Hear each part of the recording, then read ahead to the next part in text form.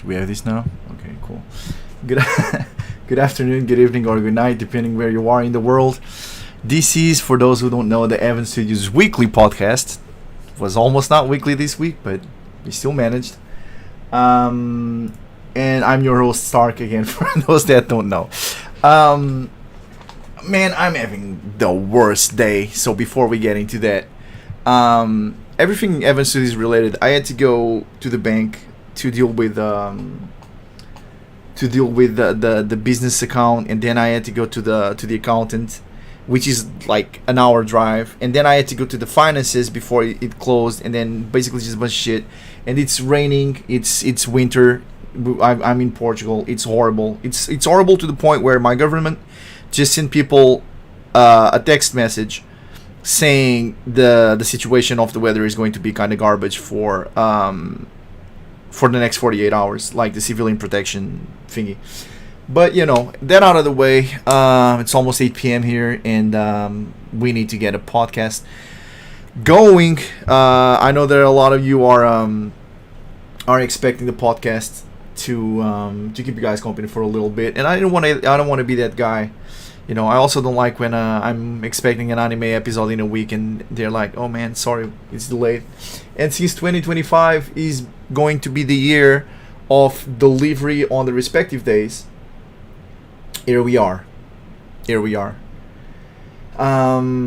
Even though I'm exhausted, we have good news. We did a lot of work last week. The Christmas patch is pretty much done. We're just putting images in place. Isaac came to the office today because we had to deal with all that bullshit. And luckily, he was able to put in a lot of work in the parts that he needed to do for the Christmas patch, like putting the last scenes in the CG room, changing the position of a few characters, and like a few events and whatnot that we needed to switch around for the story to make a little bit more sense. So that's almost out of the way. But right now, all our time is being invested into Journey Abroad. And when I say our, I say mine and Isaac's, and whoever is related with both projects. Obviously, Muku and Tiger Lila are working on Bloodlust. They're putting in a lot of work. I have a few teasers today. Maybe if the podcast was like tomorrow or Wednesday, I will have a little bit more teasers. But yeah, I can share a little bit since we're close to like 2 weeks away from the first Journey Abroad patch, and we are like 40 days, give or take, away from the first Bloodlust patch. Regardless of which one, we are going to have an introductory patch, and the goal for that is our goal is to basically create an introductory patch where you get to see all the characters that are important. Obviously, you're going to meet the main characters. So basically, everyone that you can see on screen on YouTube right now. You're going to meet our main character. You're going to see a little bit about his background, a little bit of his story, and what is going to get him started in the game. And those characters that you can see behind him, the blonde one, for those that don't know, is his mother, and the redheaded one is her lesbian partner. They end up being bisexual, but you don't know that yet. And then obviously, if you've been following our announcements and our images and whatnot, our spoilers, you know that there's over a dozen characters more than you're going to get to meet. But in the first patch, you're going to meet a few of the main ones, which is your main love interest, so to speak. The first character that you kind of like start showing romantic interest for, which is the cheerleader. And obviously, you're going to get in conflict with her boyfriend, which is the popular school jock. Obviously, you're going to meet your family, both your mother, your stepmother, and your sister, which we spoiled. For those who haven't seen yet, we spoiled the first scene from the game in the last patch. In the last podcast. And then we hope that we can finish the school map on time so that we can, we can do the school map and introduce like the first scenes, the first few characters that you meet, the art style a little bit. Yeah, and for Bloodlust, we actually have the whole patch plan where you're going to meet all of the antagonists that right now the Defense West team is drawing. This week we weren't drawing antagonists. We were actually drawing. I don't know if this is finished. I probably should have downloaded. But yeah, I've already did a sort of like, so basically I already explained to the team, because I need to basically request what I want out of the characters, so to speak. And I've already requested all the main antagonists for them to draw, and what is, more or less the main costumes that the characters are going to use. And they already finished. Let me just think. No, this is not too spicy. This is just about the right amount of spice, if you ask me. Let me just try to download this picture, because I don't feel like building up. Yeah, this is probably cool. Let me just go here and try to spoil this here. Just 1 second. And this is going to be the. I wish I had like 2 spoilers to show this week, because we're also going to have Eve's spy suit very, very soon. But this is Eve's sleeping attire. It's kind of I'll say it's kind of spicy, but it's not like, it's not safe for work, so to say. It's kind of like, it's spicy, it's it's daring, but it's still on the, yeah. So this is Eve's sleeping attire, and soon we're going to have the Super Cool Beans spy costume. Last week I spoiled Jazz's working attire. She's also going to get a spy costume. And the 4 antagonists, actually, since you already saw one, which was the school principal, the 4 additional antagonists that we are, well, actually 3 are antagonists. One is actually kind of like a love interest, but the 3 antagonists that we're going to present with the patch as well is the gym teacher, which is a long-time acquaintance from Eve. Basically, we're going to introduce a character that we haven't spoiled yet, but basically it's Eve's roommate, which was mentioned in the Christmas patch, and basically your boyfriend. Those are 2 of the characters that are going to be introduced from the Jazz's side of the story. And we are also going to introduce Eve's old. Basically, it's a teacher. It's a romantic interest, and it's where most of the NTR is going to be focused on. And the final antagonist is going to be the landlord, which later on in the game you will realize he is also he's basically a snitch. Is an informer for Eve. Basically, someone gives him a tip, says that a guy might have info for them, and then Eve goes and meets him, but she already meets him. She just doesn't know that he's the informer. And yeah, so he's basically our landlord / informer. So those are going to be the characters that we hope that we can introduce in the first patch in February 25. All of them we've already did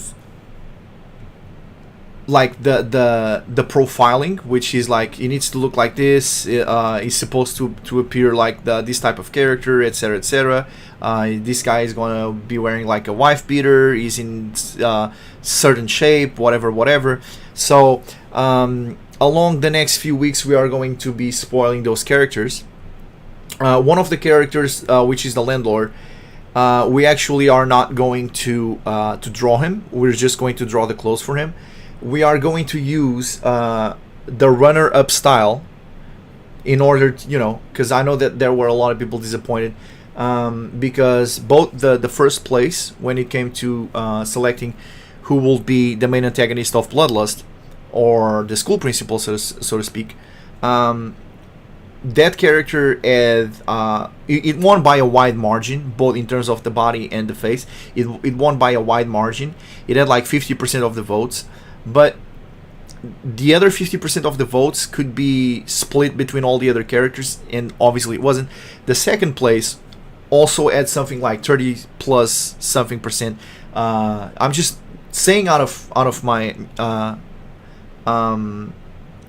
like, I'm just trying to recollect on the spot, but I know it was something like that. Like the first place won with over 50% of the votes, and the second place had about like 30 plus something percent. And so in order for us to give people what they want, once again, we are going to make the landlord have the appearance of the runner-up of that poll. Tiger Lila is super happy about that because she said she spent a lot of time building that, creating that body, and she thinks it will fit the character really nicely. So we're going to use it as the landlord. In that way, we not only save time on work, we just need to draw clothes for him, but we're also going to give people a shot at having the character that they wished it was the main antagonist to begin with. So that's going to be super cool.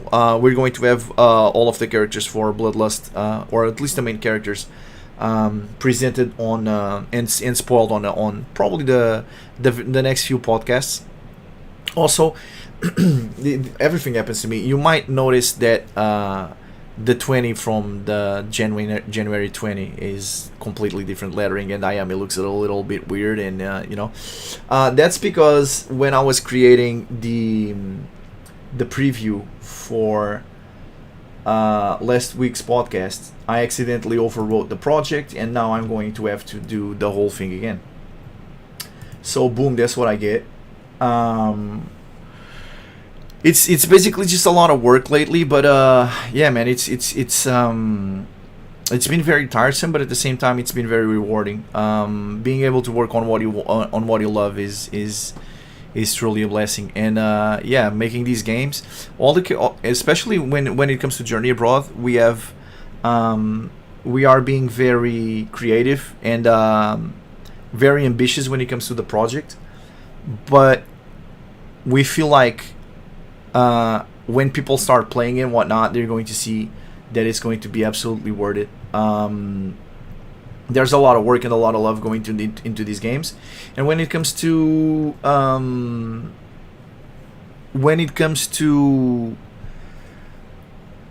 the assets for Bloodlust, for Journey Abroad, a lot of them already made from in advance. Like we explained, there's already a huge investment in it. So the sky's the limit when it comes to Journey Abroad. We can just keep creating, and we already have most of the assets for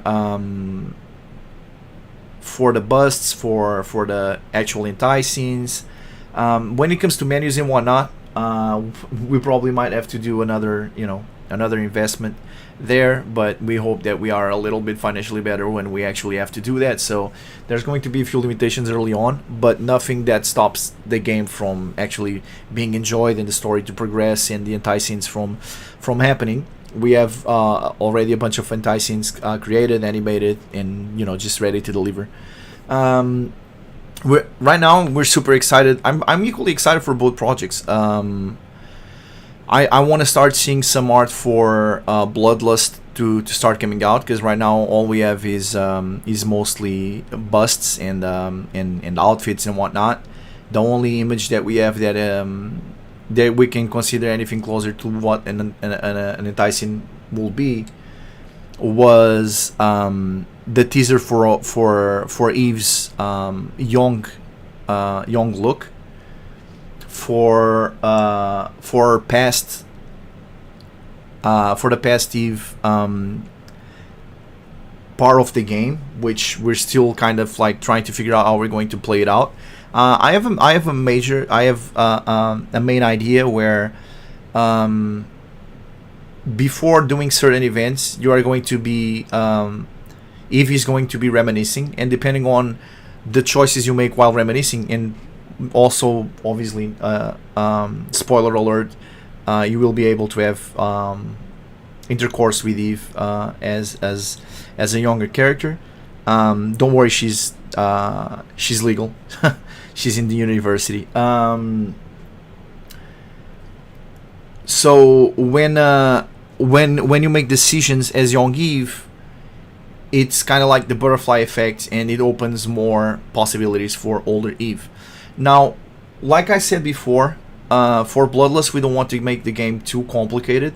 We want to make the scenes easily accessible, and we also want to have a lot of focus on the battling, and we want to make a mix. Like I've said this plenty of times, and I think that especially for the biggest fans of hentai games, a lot of you have played Karen's Prison, and for me, Karen's Prison, I know that a lot of people are crazy about the game, and to me, the game felt a little bit underwhelming because, and I can stress this enough, and I've said this dozens of times.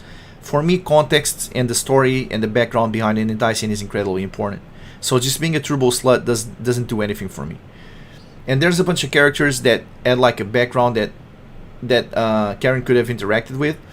Bloodlust is going to be what I wish Karen's Prison was as a player, where you have the part where they go and fight and they can get groped and they can get you can grab them and you can give them like hentai attacks and whatever and whatnot. It's gonna have that part of the game, which is pretty much what Karen's Prison is, but at the same time, you're also going to have the daytime where you actually have you build relationships with people, you create love interests and whatnot, and obviously in case for Eve and in case for Jazz, they both have different NTR love interests.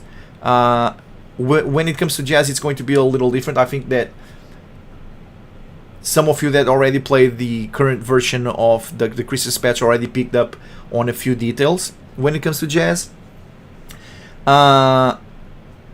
So basically, there's going to be love interest for both, and I don't want to spoil too much early on, but you will meet those characters. You will start building a relationship with those characters, and then there's obviously going to be some antagonists that are going to try and ruin everything. But the ones that are going to do it for Jazz are going to be completely different from the ones that are doing it from Eve. And then we're also going to have the cameos. IMA is going to be participating in the game and whatnot. There's a few other characters from Fleeting Iris that are going to make an appearance. And like I say, almost every week, there's also a lot of blank sheets that we have room for.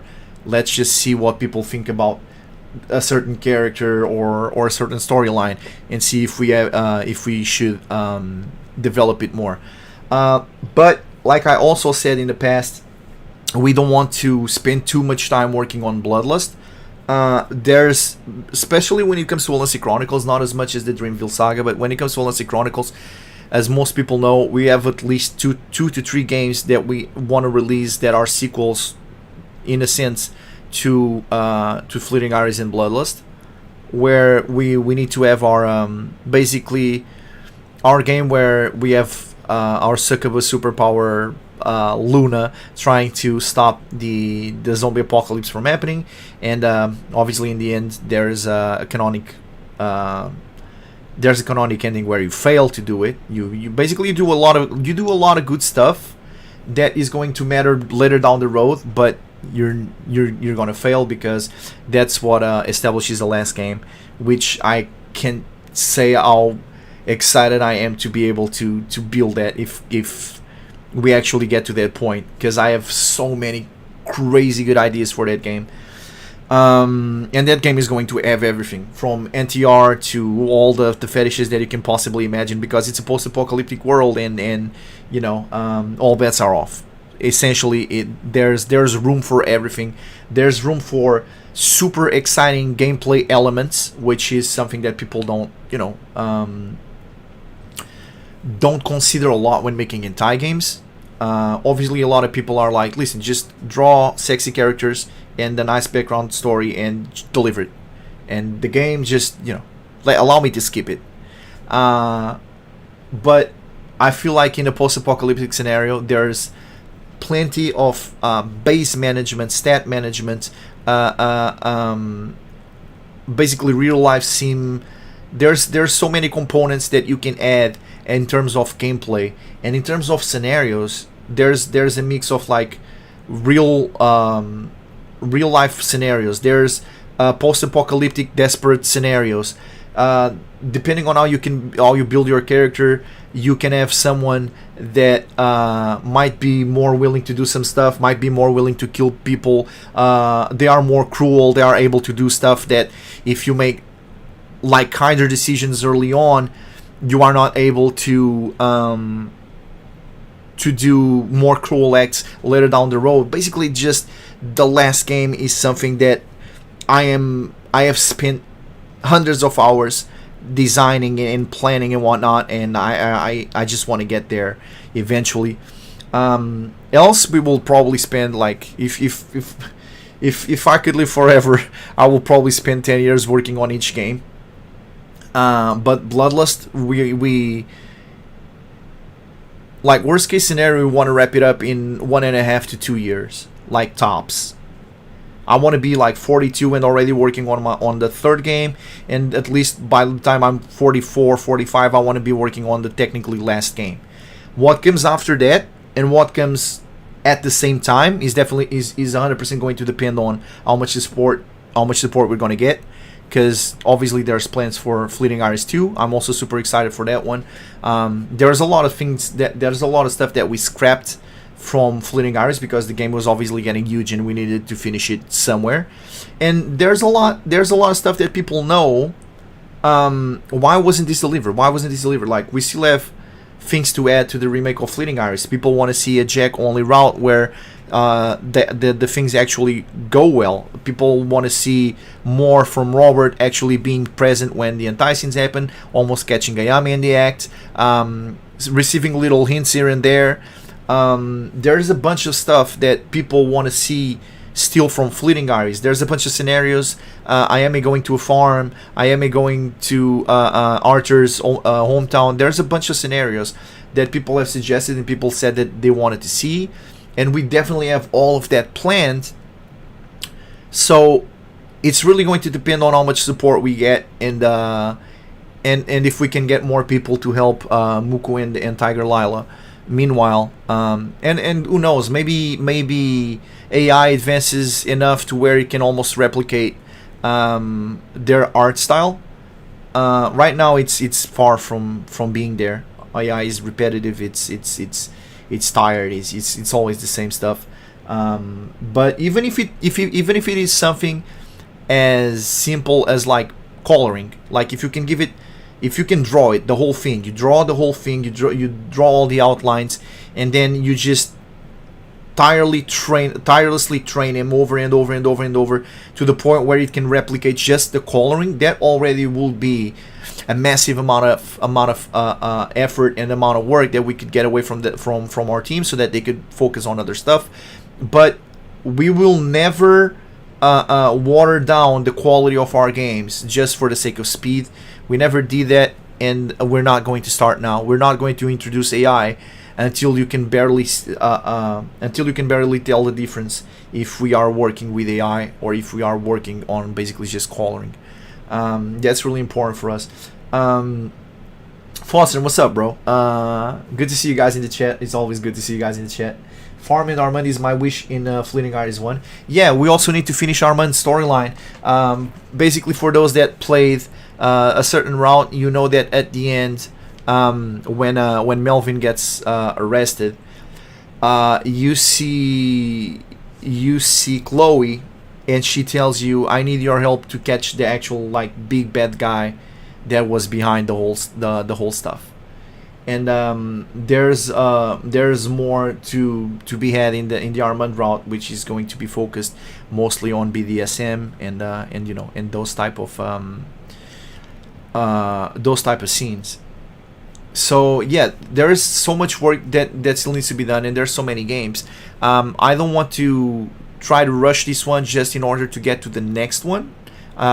In fact, that's never what I want to do. That's mostly why we end up getting a lot of delays. Is that we don't accept anything short of the best that we can produce at the given at any given moment.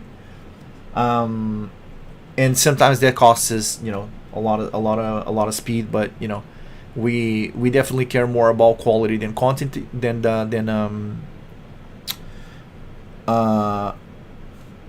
quality than quantity. But at the end of the day, now we established where our meta is going to be in terms of release dates. So we're going to try and actually deliver both. But there's a fine line between making the game too big or trying to rush the game out. So we have the game initially planned. I have something like 40 scenes tops for the actual story, and then there's probably going to be 20 to 25 group attacks, and since those are kind of smaller, we'll see if those come out faster than a regular enticing. Since there's not going to be as many animations and whatnot, we can just grab like a base. We don't need to make like a different like 30 different expressions for it and whatnot. We can just make like 2 and then have our animator do the rest of the work there. There's definitely stuff that we are going to learn there's definitely a lot of stuff that we are going to learn as we go in Bloodlust, because there's going to be a lot of new nuances in the game that we didn't have in Fleeting Gardens. Fleeting Gardens was the biggest experience project that we could get. It was basically training in RPG Maker, and now we're going to introduce battling. We're going to introduce a bunch of stuff, and we're going to learn as we go. But we have an idea of what we need to do. We understand the limitations of the RPG Maker engine. We understand all of this, and it's something that that's the type of stuff that you only acquire with time. Can we do this? How long is it going to take us to do this? Can it be done? Is it something that it's worth in the long run to spend that much time doing that stuff? Like, in our heads, we already know, are we going to deliver everything that we want to do? Initially, we had a different idea for Bloodlust. We wanted to see like animated sprites, like the size of an index finger. Like, we wanted to see animated characters, animated sprites, and whatever. But not only did we find any sprite artist that we thought like, oh, he's available and he's good at what he does, and like I said, like dozens of times in the past in our podcast and out of it, it's really hard to find like competent people that are both good, easy to work with, and affordable. There's finding good help for creating entire games. It's actually a really hard. It's not as easy as people might think. It's not as easy as going on Fiverr. Most people in there are scammers to begin with.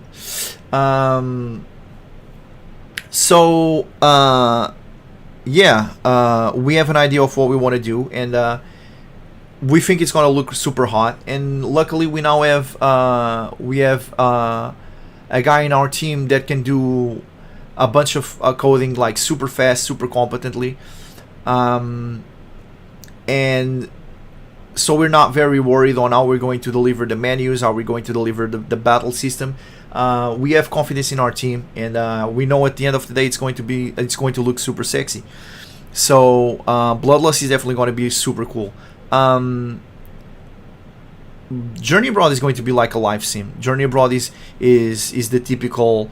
We're not going to be super innovative, guys. I honestly hope that the animations, how good the scenes look, and the story by itself is enough to carry the game, because we want to make it simple, but we want to make simple and good. Like, Journey Abroad is something that you need to go get a job, you need to work on your charisma, you need to work on your physique, so that you can actually fight people when the situation comes. You're going to be required to have physical capabilities to basically grow in the eyes of a certain character, because depending on the female interest, they are going to be you're going to get hints through the game on their profile, and as you learn from them, what are their interests. So you might have a character that just cares that you are a nice guy. If you're a nice guy, in general, that character, just from existing that character, you get points with that character. But there's characters that might require you to have a certain lifestyle, might require you to have a nice paying job, might require you to have a house of your own.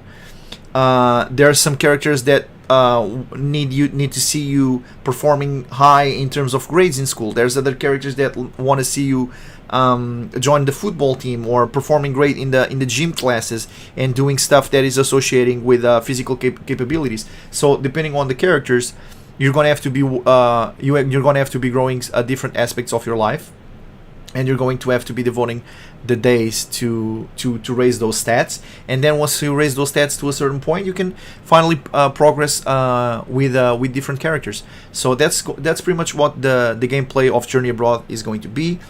But I hope that by sharing my experiences from many years of experience on the dating world when I was younger, like creating funny stories, funny dialogue and whatnot, I hope that the game becomes interesting enough because of how it is as a learning experience, how it is as a slice of life. I want people to play Journey Abroad and always feel good when they finish playing it.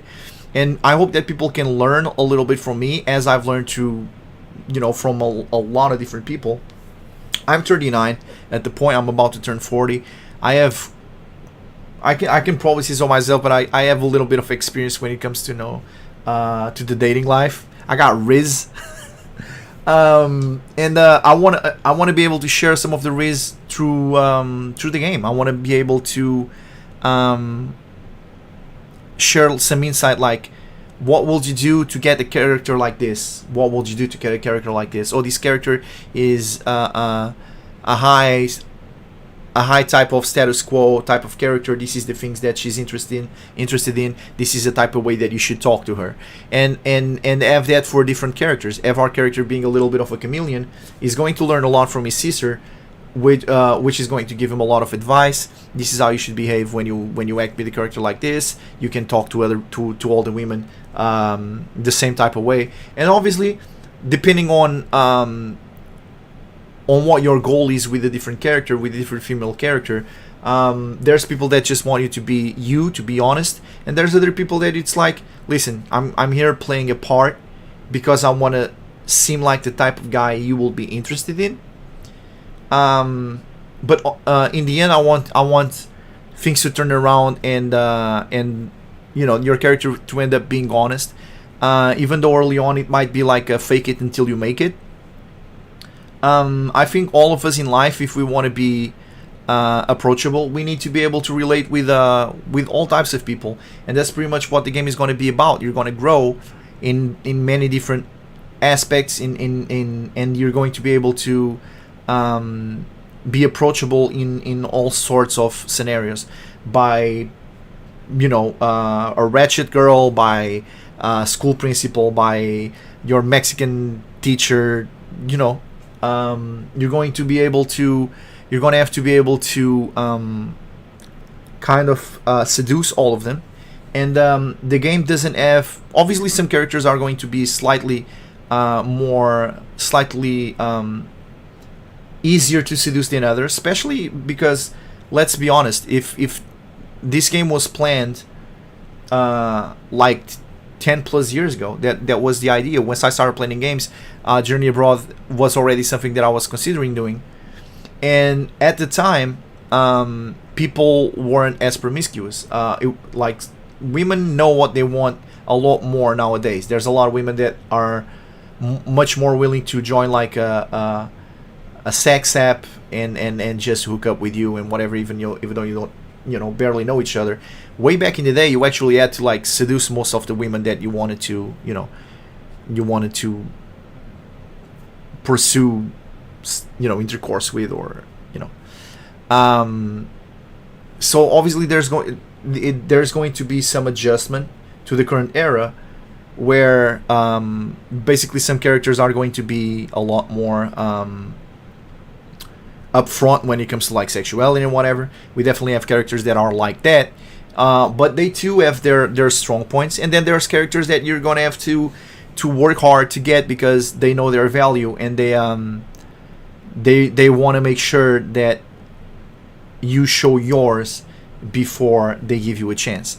Some of them are going to be characters that you can start seducing on day one, and you're going to get results, so to speak, in a very fast manner. And some of them are going to be characters that you're going to be playing for a few months before you even get to get to second base. So yeah, I feel like in general, I'm going to share a lot of experience. There's going to be a lot of fun stories. And obviously the quality of the hentai being drawn by Scarlet Ann and animated by Renato West, it's going to be, I know, I already see this. I've already seen the scenes. I know they're all amazing. Yeah, you guys are going to be completely in shock. The scenes are so good. They're far beyond anything that I expected the scenes to be, even from Scarlet Ann. Might have been with the direction, might have been with the animator and whatnot, but the scenes look like Scarlet is amazing, but she really went above and beyond when she did the scenes for this game, and I'm sure that you guys are going to agree when you see the game. So yeah, we're super excited to be releasing Journey Abroad at the end of the month. Foster said, do it on your own pace, pushing updates, that is, don't rush. Yeah, but listen, if we keep doing it at our own pace, we'll never get out of the slump that we are right now. People expect, even if it's not amazing or a lot of work, people expect work. It's clear that games that release every month, regardless if they release a lot or a little, even 5 minutes of gameplay, I honestly get tired of those games. I usually just I support them and then I stop playing them, and then I check them like 6 months later, and it's like, okay, let me see if it's worth playing now, because playing a game for like 5 minutes, to me it's kind of like so I waited a whole month for 5 minutes of gameplay. But especially early on, the gameplay is 5 minutes, but the work put in the menus, in the busts, in the songs, there's a lot of work in there, there's a lot of time invested in there. But when it comes to hentai scenes, you probably expect to see like 5-6 scenes per patch, and you're not going to see that. But at least you're going to get a patch every month, and I feel like that's going to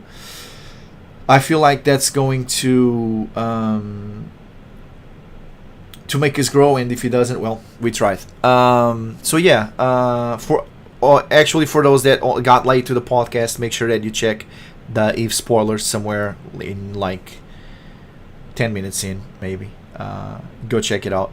And next week we're going to have the spy suit. Well, we should, but we're probably going to have the Eve spy suit spoiler. And yeah, I know a lot of you are excited for that. I know I am. I can't wait till Tiger Lila puts the sketch on my desk, so to speak. She should be able to deliver it today, so I'm super excited for that. So yeah, next week we're gonna have another podcast on Monday, and hopefully on Friday. Is it Friday? Let me just make sure that. No, it's Thursday. So next week on Thursday we're gonna have the first patch for Journey Abroad. And I hope we can put as much content in it as we can. Today we already were putting the early details on the highway scene, because we already have everything that we need for the initial scene, where you start the game by talking with a friend online. You're saying that you're going to move to your mom's house, and that you're kind of like bothered because you won't be able to play much anymore, blah blah blah blah blah. And then you have a dialogue with your father in the kitchen, and then you fly to Evan City. Once you get to Evan City, your sister picks you up at the airport. Then you have a nice highway scene with a little teaser for the quality of the scenes. Once you get home, you get a few more teasers. But basically you meet the MC's character, the MC's mother, and then in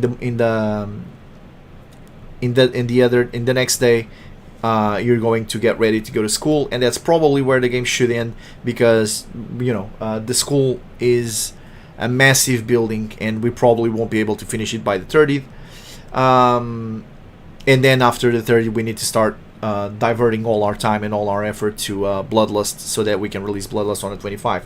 But by the time that the March patch comes for Journey Abroad, I hope that it's a pretty massive patch, and I hope to at least put the first anti-scene in there.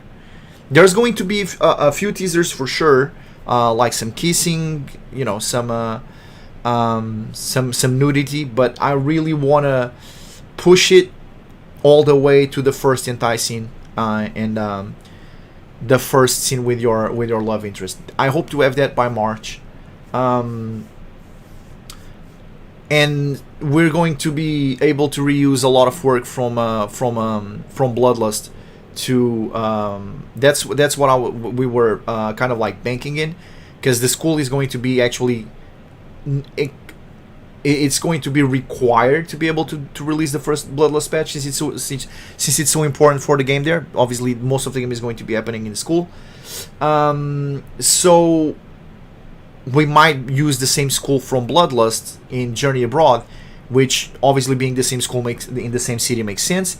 But not only that, the players that play one game and play the other game don't feel like they're getting to know a completely different building, which is something that it's kind of annoying once you start playing a new Entei game and you have a school with like 4 different floors. All of them have like 4 different classrooms, and in the first few hours of gameplay you're completely lost. You don't know where to go. Well, we figured it's a university. If we use the same university in terms of design for Bloodlust, well, in general, because you're going to be for Bloodlust, since you're going to be accessing a few hidden rooms and locked doors and whatnot, wink wink, in general, if we use the same schools, people are going to get acquainted with the layout a lot easier, and it just makes sense. It's a lot less work that we need to do, and people will know where stuff is. People will know where the gym is, where the cafeteria is, where the infirmary is, and that way you don't have to learn the whole layout for like 2 completely different buildings. And there's other stuff that in from Journey Abroad and Bloodlust that we want to use, like convenience stores, like going to the mall. All this stuff we want to be able to reuse from one to the other, for the sake of saving time, but also for the sake of creating a sense of familiarity with the player and the city, because most of our games are going to be played in Evan City.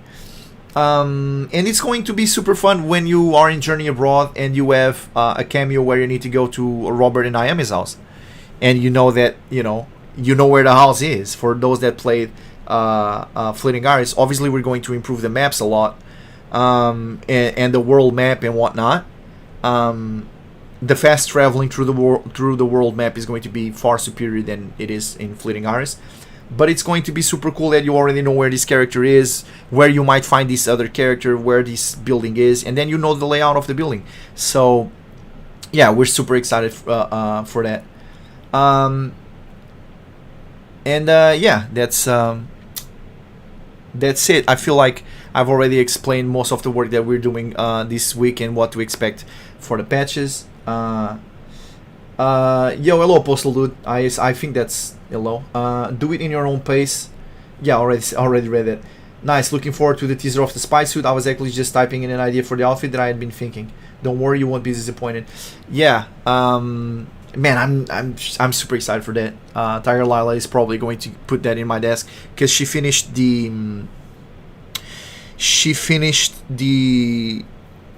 Eve sleeping attire yesterday, and it was super hot. And now she's working on the spy costume. And yeah, Eve. Tiger Lilo was following on the same mistake as I was, because I showed her what I wanted, and she was like, "Well, I'm worried that that the suit might fall, and like, you know, I want to tie the breasts up there with something." And I was like, "Don't worry with realism. Just focus on making it hot. Like, I know that it doesn't look real, and if she moves too much in the suit like that, their breasts are gonna pop off. Don't worry, it's not real. Just make it sexy." And yeah, today I'm like a kid in Christmas. I'm waiting for the preview, and hopefully next week you guys are gonna have it as well. So yeah, next week we're gonna have a podcast and the first patch of Journey Abroad. I just hope that we have time to finish some of the stuff that we want to do, because early on, like again, we're making tech demos because we don't have most of the buildings done. We don't have most of the menus done. We have like an idea, a concept of stuff, but actually drawing it, like the back office, the front end and the back end is horrible, because we need to get like the whole thing designed.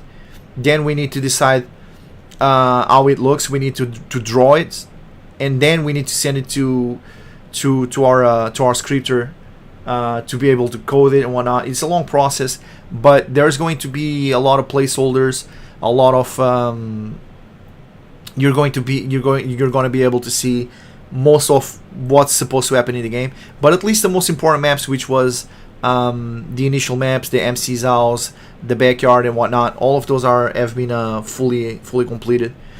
So that's important. I wish I could finish the school on time. We will be able to expand the patch a few more days, but honestly, with the time that we have left, it's feeling it's feeling a little short. But you know, it's still going to be looking pretty good. We're still going to have a few teasers. We're still going to have a little bit of nudity, and you're definitely going to be able to see the quality of the stuff that was created in the time that we invested in the game. So I hope you guys are excited as we are. It's going to be already next week for for Journey Abroad, and a little over a month for Bloodlust. So yeah, I hope to see you guys next week for more news, more spoilers, and yeah, just in general to hang around with you guys. Thanks for showing up once again for the podcast. Like I said, I'm sorry I was so busy with just real life bullshit and bureaucracy all day, and I wasn't able to get I wasn't able to get home at the regular time for the podcast. But it's cool to see you guys still showed up, and we still had time together. Like nipple piercings. Yeah, that's something that we might add later down the road when the characters are more submissive. I hope you guys are reading the chat when you're listening to the podcast.